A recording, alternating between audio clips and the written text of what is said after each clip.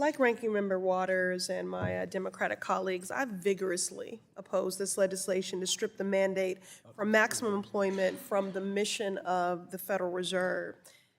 I mean, I never thought that my Republican colleagues would need a lesson on the importance of gainful employment and having a job. Even Ronald Reagan said that he believed the best social program is a job. And yet, here we are. The best way to support working families is to keep them working, plain and simple. Maximizing employment is good for our economy, it's good for our communities, it's good for our families.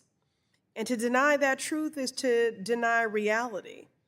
So I'm confident that the American people will see through these baseless talking points and agree with Democrats that everyone should be able to get a job, to work a job, and to earn a living.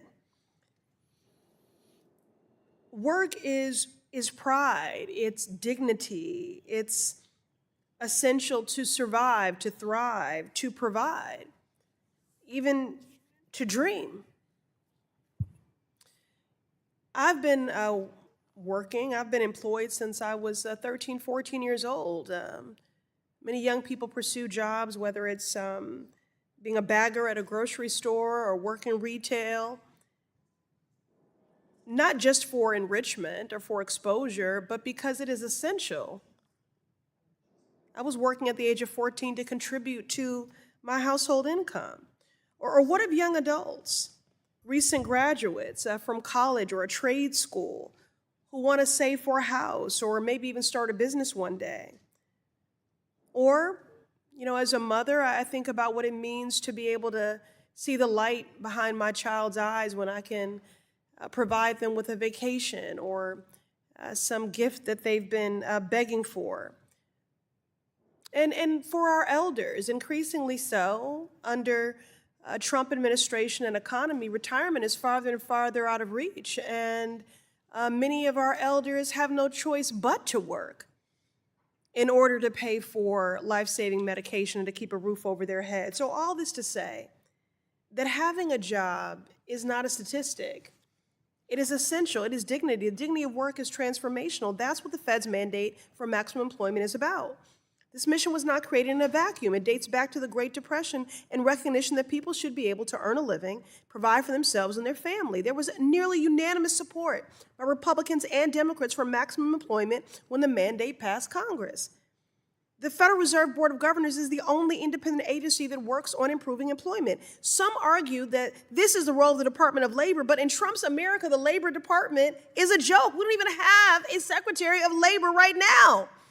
So the Fed's mandate is essential and always has been. During the Great Recession of 2008, massive job loss, the Fed stepped in to maximize employment. During the COVID-19 pandemic and record layoffs, the Fed once again pursued its mandate of maximum employment. And in this moment, we need the Fed to do more, not less. For months, I've been sounding the alarm about the current unemployment crisis. The unemployment rate has increased to 4.3% due to Trump's reckless policies like firing government workers, attacking small businesses.